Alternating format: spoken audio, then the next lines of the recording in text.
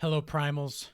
Today I want to talk about why your identity is not my responsibility. And the reason I want to talk about this today is because, due to a couple conversations I've had recently with people out and about on the street and at church recently, there was a couple things that stood out to me in these conversations. When I was getting to meet new people, I was making new connections, and it's almost as if people wanted me to take accountability for who to they wanted me to believe them to be who they are. They wanted me to think that there's something better to them than there is to anybody else. And I understand, you want to sell yourself as a human being to some degree. Like, you want to sell yourself to, that you're a worthy person to be around, that you are a not a joke, and you're somebody to take sincerely and seriously.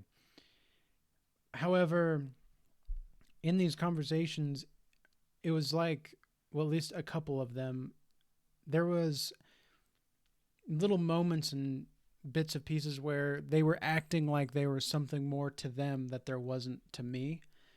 And when I treated them as if they were anybody else, because that's really who they are to me, and I'm just another guy that has connected a few different dots here and there, and I've just folded different flaps, on the piece of paper to where I've made my own discernments in the world.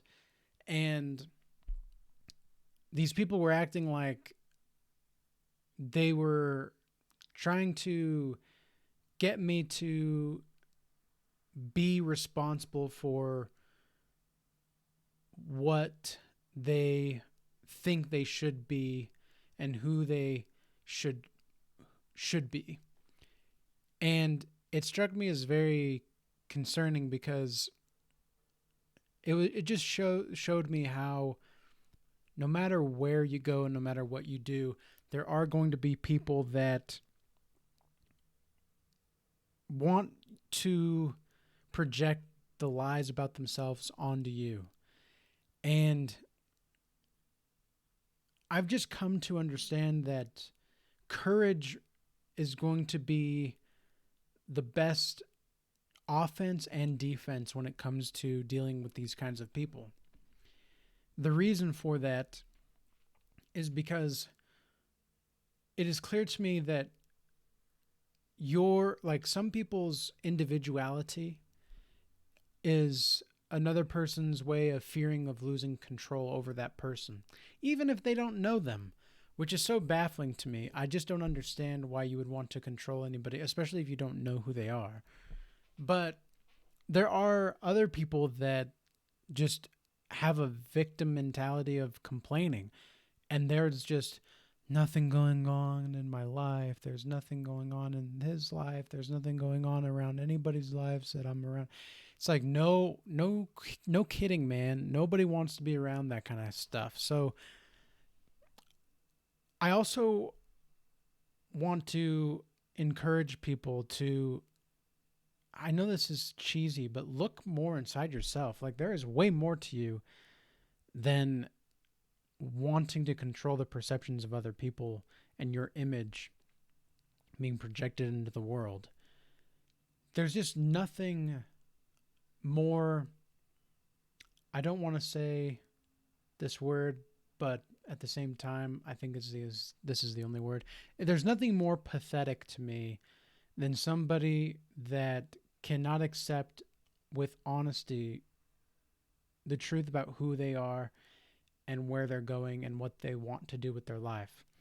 If you are somebody that is a 30 something year old man, you're not going out and meeting people, you are not trying to better yourself or find a passion, if you're not, like, if you'd rather play video games and do nothing and sit on the couch instead of at least giving it a shot to work, be my guest.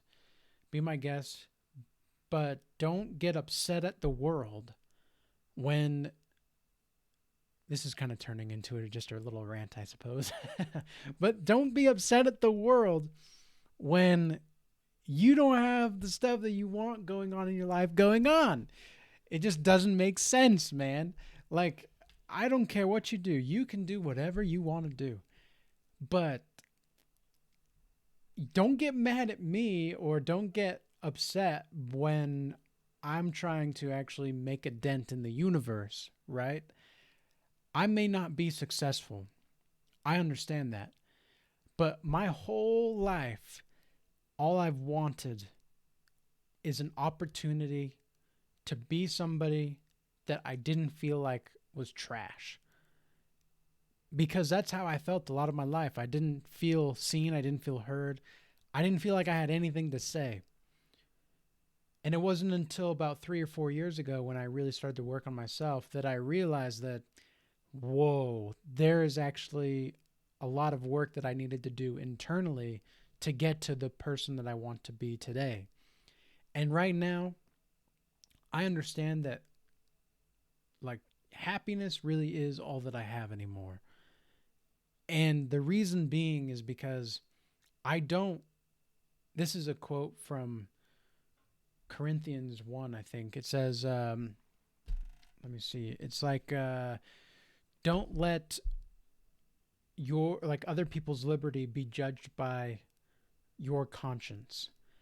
And that's in like 1 Corinthians 11, I think. But I'd have to check. Somebody fact check me on that. But what I think is most valuable about that saying in Corinthians is that you are allowing people to be who they want to be. It's not up to you to decide who they want to be. But what is acceptable and, in fact, should be encouraged is the principle of enlightened self-interest, which I recently learned about in a book called The Rational Male by Rollo Tomasi, who is essentially the godfather of what people call the red pill nowadays. But what is so important about this self-enlightenment or this enlightened self-interest principle is that you do not cater to the manipulations of other people for the sake of being accepted. Basically, that is the rough conjecture from what I can tell. But what I really like about this is that it's in correlation to what Corinthians is saying, is that you are going to be capable of doing what you want to do. But don't let if you're lonely, if you're really lonely, which I've known loneliness before, so I can speak to this. I have a lot of experience with loneliness. If you're lonely, embrace it. Because there are going to be people that are going to have to be let go in your life that are not worthy of your time. And I know that can sound kind of like an a-hole thing to say, but that's just the truth, that some people are not meant to be in your life. And this almost religious-like mentality of wanting to save people has been subverged. Like, it's been, how do you say it? It's been like implanted into our subconscious for so long and for so many different reasons. All for what? It's just so the people that are in charge of money can control you. And they've been very successful for a lot of different reasons, because as human beings, we're naturally drawn to sensuality and sensational pleasure more frequently than long term gratification. We can always refer back to like the marshmallow experiment as well,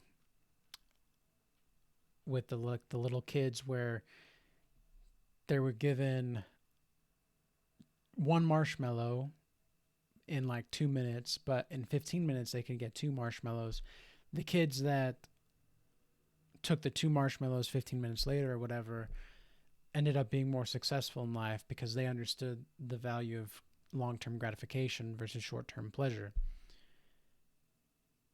And I, if I'm correct, about 80% or so took the one marshmallow now. So what does that mean? It means a lot of human beings out there are going to take the short-term pleasure and they're not going to acknowledge the hardship that it will take or just the patience that it'll take to complete the long-term goals. Now, primals, I'm pretty sure that there's a lot more to talk about with this subject. However, for today, the main message that I want to get across is that this is what we do now. And your responsibilities are your responsibilities. My responsibilities are my responsibilities. But my identity is not your responsibility, and your identity is not my responsibility. And with that being said, I hope you all have a blessed day.